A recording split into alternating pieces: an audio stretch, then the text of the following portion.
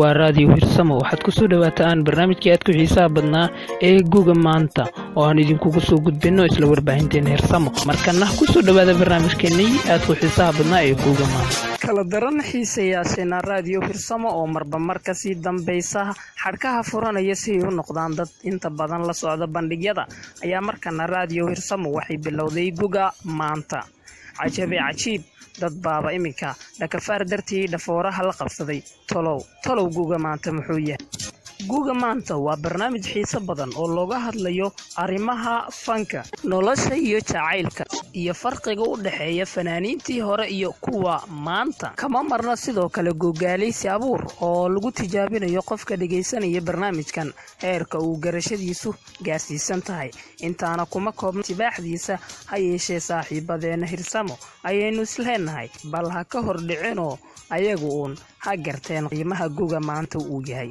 haddaba barnaamijka guuga maanta waxaad kala socon kartaan beejka idaacadda iyo janalka raadiyaha ee hirsamo radio raadiyo hirsamo hirka nabadda guusha waa tahay dhegeystayaal toddobaadkan barnaamijkeena waxaan kaga hadlaynaa oo aan markaan aan kaga falanqoon doonaa taariikhda fanaanada weyn ee Maryan Mursal Ciise oo aan idinkugu soo gudbi doono isla barnaamijkeena guuga maanta inuu barnaamijka ku sii dheeraan aan u sii gudagalno dhanka daafurka barnaamijka waxaanu soo qabanaynaa heesuu ku luuqeynaya fanaanka Maadi heestiisii kaalay aan idinkaga dhexbaxo dhegeysiga heestaas oo aad u xiiso badan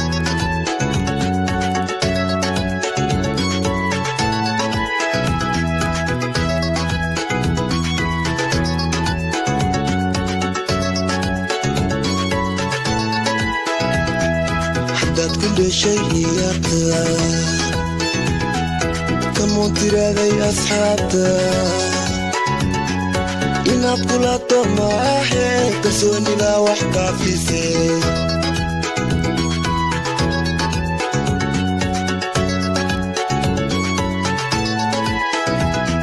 حدات كل شيء يركا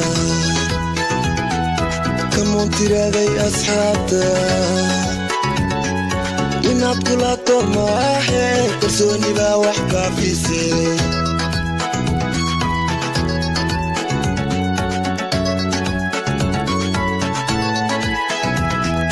kaalay kuma arage kaalay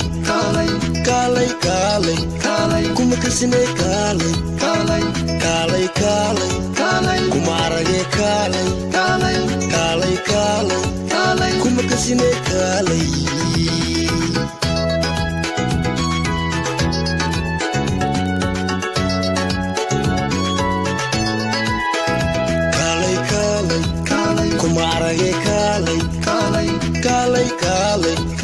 kuma kasinay kaalay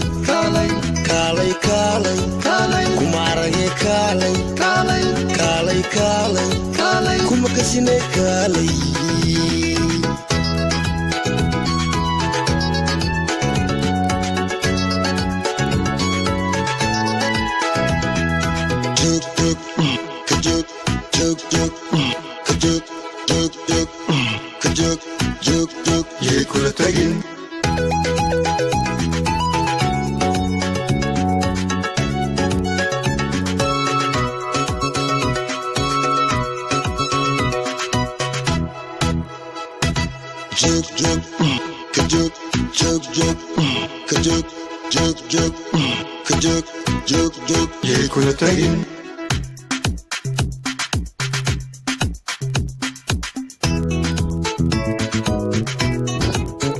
waaga waxba ka dhacay joog ka joogii kula tagin halka aanu kaga talaabno heestaasi uu ku luuqeynayo fanaanka Maadi ee reer bariga fanaankan sidoo kale lagu xasuustaa heestiisii aad ku saameynta badneed isla markaana dadweynaha ay aad ula dhaceen heestiisii yartama lagu haayaaba sidoo kale lagu yaqaan fanaankan wuxuu ka mid yahay fanaaniinta sanadkan soo baxay isla markaana suugaanta lagu yaqaano waxaanu sii gudgalaynaa qaybihii kala duwanaa ee barnaamijkeenii aad ku xiisaha badnaa ee guuga maanta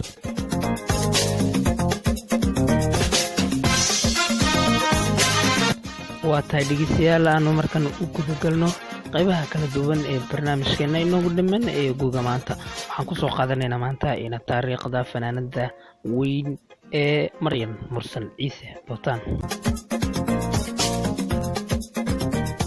fanaanada Maryam Mursal Ciise Bootaan waxay ku dhalatay magaalada Gaalkacyo ee gobolka Mudug sanadkii 1950kii. Maryam 6 sano kadib waxay u soo wareegeen iyada iyo qoyskeeda caasimadda Soomaaliya ee Muqdisho. Maryam Mursal waxay fanka bilowday iyadoo 14 jir ah, waxayna radio Muqdisho ku biirtay sanadii 1965kii. imtixaan laga qaadana ay nambarka koowaad ku soo baxday. heestii ugu horeysay ay qaada tartankana uga qayb gashay waxaa lagu magacaabaa heesta ah Indha Caashiq ku ooyay. waa heesta aad ku xiisaha badan. sidoo kale heesaha ay qaado waxaa ka mid ah waxaana heestaasi ahayd heesteedii ugu horeysay ee fanaanada Maryam Mursal Ciise.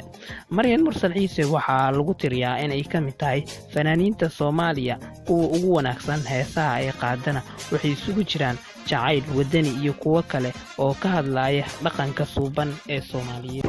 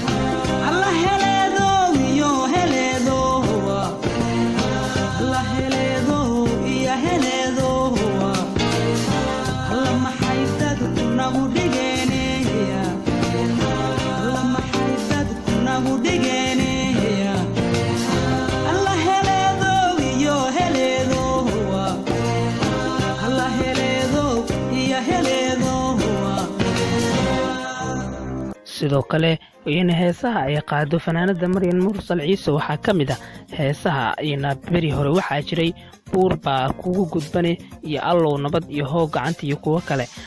Maryam waxay ahayd qof ku wanaagsan meel waliba ha noqoto dhanka heesaha ama dhanka jilitaanka. riwaayadihii Maryam ay ka qayb qaadatay sida aadkana loogu xasuusto waxaa ka mid ah Shabeelnaagood, Kaara, Bidhaan iyo kuwo kale. wixii ka dambeeyay burburkii Soomaaliya 1991kii waxay ku nooleed qurbaha, gaar ahaan dalalka kala ah Denmark iyo UK ama England. weli fanka way ku guda jirtaa fanaanada. 1990kii qabtii ay ku dhacday iyadoo boorsooyinkayga xirxiran yihiin. dabeetana waxa weeye anigana kartidayda uga dabaashay sheekadaas. aniga profession kaleeto aan lahaa ma jirinin, fanaanad baan ahaa. 7 months aan adduunka oo dhan Afrika oo dhan ka dhaxeeyay, Ethiopia, Djibouti, maxaa la yiraahdaa Asia, Horn Africa oo dhan aan soo wada maray. magacaygu waxaa la yiraahdaa Maryam Mursal Ciise la yiraahdaa. maanta waxay ku nooshahay magaalada Aarhus ee dalka Denmark. waxay leedahay 2 wiil oo ay u dhashay fanaanka caanka ah ee Axmed Cali Cigaal. waxay ka mid tahay fanaaniinta ugu caansan laguna jecel yahay dhammaan dhulka Soomaalidu degto. Maryam waxay qaad iyo heesaha waa bariga iyo westernka. anigoo gurigeena jooga, aniga aan 14 jir ahay, wiilal muusika ku tumanayo guri ayaa la iga hor dhaqaajin waayay. dabeetana markaas ii yeereen oo ay dhaheen soo gal gabar yahay. markaasaan soo galay, ma heesi kartaa ay dhaheen. waxaan waa isku dayayaa. marka waa u soo galay hees oo waxay ii tumanay heelooyinka hore ah.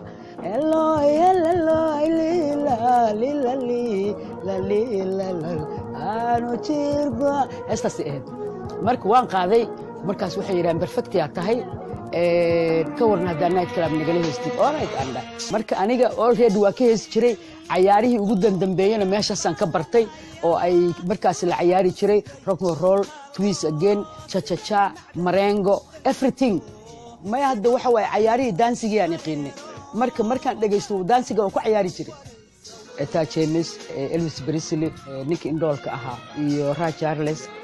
hadda markii aniga aan night club ahaa oon jazz music oo laga ciyaarayay night clubkii markii dambe heesaskeenii rhythmkoodii iyo waxaan isku fiiriyey iyo rhythmkii kaleeto oo westernka Soomaali jazz music naagtii ugu horeysay aan ahaa sidoo kale fanaanadan waxay ahayd fanaanada kaliya ee ka heestay meel kumanaan kun oo shacab ay isugu yimaadeen Maryan Mursal Ciise waxay ahaan jirtay gabar wadi jirtay taxi iyo baabuur ina tareen sheekadaas waxa way professionka kale ii raacay wuxuu ahaa inaan darawal ahaa baabuurkayga taxi ka dhigtay first taxi driver oo Soomaaliya noqday habeenkiina waxaan wadi jiray iska roga baabuur oo anigu aan leeyahay maalintii oo dhan waxaan wadi jiray taxiga la yiraahaa 19 qabtii ay ugu dhacday iyadoo boorsooyinkayga xirxiran yihiin sidoo kale fanaanada Maryan Mursal Ciise waxaa qayb ka ahaa suugaanteeda hees ay kaga hadlayso safarkii ay ku tagtay gobolada dhulka Soomaalida ay degto sida Itoobiya, Djibouti, Kenya iyo Soomaaliya daraartan xamarka baxay dhaqaaqiyaan ka qaxay dhaguhu xabad bay maqtaan dhawaq kale ma baxo daraartan xamarka baxay dhaqaaqiyaan ka qaxay dhaguhu xabad bay maqlaan dhawaq kale ma baxo